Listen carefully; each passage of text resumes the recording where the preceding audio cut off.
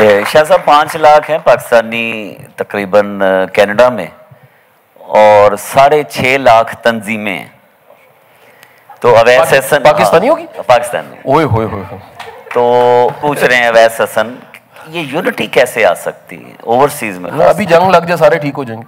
हमारी तारीख है जी 76 सालों की, जब भी जंग लगती है हम कौम बन जाते हैं। आम हालात में हम आपस में जंग करते रहते हैं। तो अल्लाह हम पे रहम करे सर।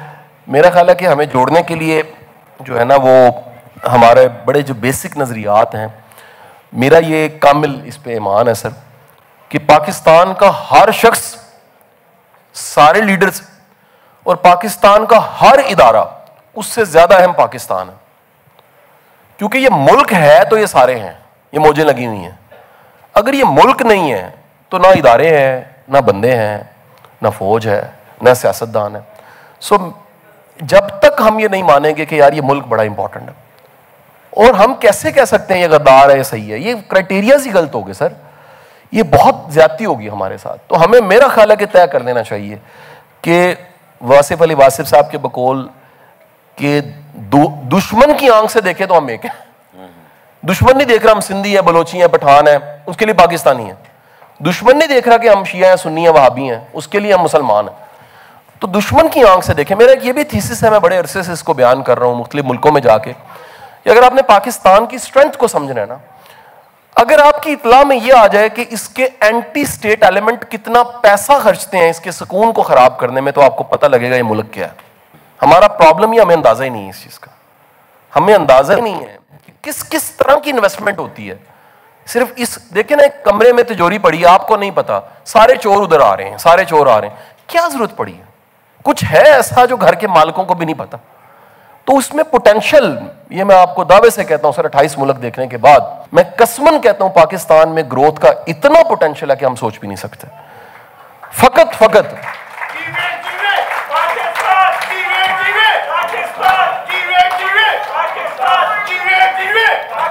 अच्छा, अब गुजारिश ये है सर कि ये जो पोटेंशियल है इसमें हर्डल कौन है? सर इसमें 2 हर्डल्स हैं। इसमें बड़ा हर्डल हमारा सिस्टम है, वो खराब है। मैं आपको खुली बात बता दूं, वो खराब सिस्टम के बेनिफिशियरीज का नाम माफिया है, और वो माफिया हर जगह है। वो सियासत में भी है, वो इदारों में भी है, वो हर जगह।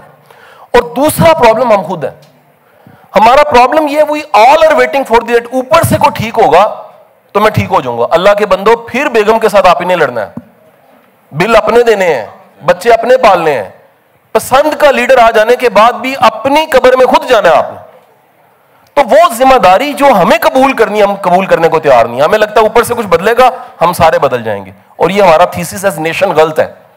वो रोल जो हमें प्ले करना चाहिए, मैं गवर्नमेंट ऑफिसर्स को पढ़ाता हूं, मैं बताऊं ऐसी ऐसी काम चोरी की मिसालें हैं। मैं 8 माह एक इदारे का हेड गवर्नमेंट कर रहा हूं, 3 लोग सर मैंने पकड़े जो 6-6 साल से तनख्वाह ले रहे थे, काम नहीं करते थे, और उनके कागजों में वो हलाल था। मुझे ये समझाने के लिए कि यार पहले हलाल हराम की तमीज तो सीखो। ये इतना बड़ा चैलेंज है, ये इतना बड़ा चैलेंज है इस मुल्क में कि मैं बता नहीं सकता। अलमरा में मैं हेड कर रहा था सर, और ये कोई ग्रेड 18-19 के सारे ऑफिसर्स थे।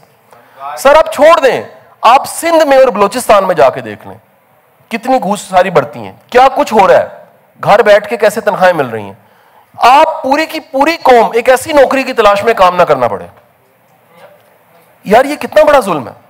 हम सीखने को तैयार नहीं है, हम स्किल्स इंप्रूव, ये जिन्होंने की है आपके सफर में जितने भी दिन यहां गुजरे हैं, मेहनत होगी उसमें। किसी ने स्ट्रगल की होगी, किसी ने बर्तन धोए होंगे, किसी ने दिन रात एक किया हो, किसी ने टैक्सी चलाई होगी, किसी ने ट्रक ड्राइवरी की होगी। करते करते आखिरकार यहां पहुंचे। लाइफ आसान नहीं है, लेकिन जो वहां बैठे हैं ना, वो समझ रहे हैं सब कुछ इजी है, कनाडा जाते ही सारा कुछ ठीक हो जाना। ये इतना बड़ा एक कह लीजिए गलत मफरूजा है। मफरूजा होता ही गलत है, जिसकी बेस पे पूरी नेशन वेट कर रही है। ऊपर से उतार आएगा, माही आएगा तो मैं धरती फुलाना से जावांगी, और दूसरा वेट क्या है, सारे ठीक हो जाए, मुझे ठीक ना होना पड़े। और जी बहुत शुक्रिया जी। अच्छा, अक्सर सवालात तो वो हैं जो आप पहले ही जवाब दे चुके हैं, लेकिन लोग असल में चाहते हैं कि यहाँ से सहरी करके निकलें, सारी रात हम बैठे रहे, सवाल किए जा रहे हैं। नहीं, ऑनर मेरे लिए इजाज़त है सर। अच्छा, वो वाला सवाल भी करेंगे थोड़ी देर में। हसीब शेख साहब पूछ रहे हैं कि जी सीक्रेट क्या है कामयाबी का, और है कामयाबी है क्या सर?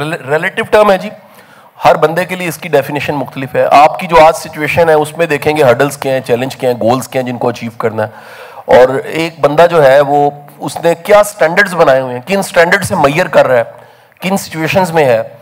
हम क्योंकि सारे एक कॉलोनियल टाइम से गुजरे हुए लोग हैं, पाकिस्तान जो है वो आज़ाद हुआ है 70-76 साल पहले, और हम पे तादेर जो है वो हुक्मरानी रही है। तो हमारे जो एक गुलामाना सोच होती है, हमारे सारे स्टैंडर्ड्स वही हैं, यानी हमारे सारे क्राइटेरियाज वही हैं जो कि गुलाम कौम के होते हैं। एक एवोल्यूशन का प्रोसेस है, इर्तिका का अमल है, जिसमें से गुजरते गुजरते हम आज भी स्टेटस को के कायल हैं, मटेरियलिस्टिक अप्रोच है, महरूमी है, जॉब को बड़ी कामयाबी समझते हैं, पावर को, नीली बत्ती को, 4 बंदे साथ फिर रहे हैं, इसको कामयाबी समझते हैं। यहां पर तो मैं शफकत साहब को देख के बड़ा हैरान हूं, इनके साथ बंदा ही कोई नहीं है। वहां पर तो हर बंदा जो है वो, उसको कराची में बंदे रखने पड़ते हैं, लाहौर में उसको पुलिस रखनी पड़ती है। तो ये जो क्राइटेरियाज हैं ये सोसाइटी कल्चर के साथ बदलते रहते हैं, लेकिन जो दीन का मैसेज है वो ये क्या है, रब्बना आतिना फिद दुनिया, आपकी दुनिया की कामयाबी और आखिरत की कामयाबी। आप अल्लाह से दुनिया की वो कामयाबी मांगते हैं जिससे आखिरत भी कामयाब हो जाए, यानी ऐसा कामयाब हो जिंदगी में कि आखिरत भी कामयाब हो।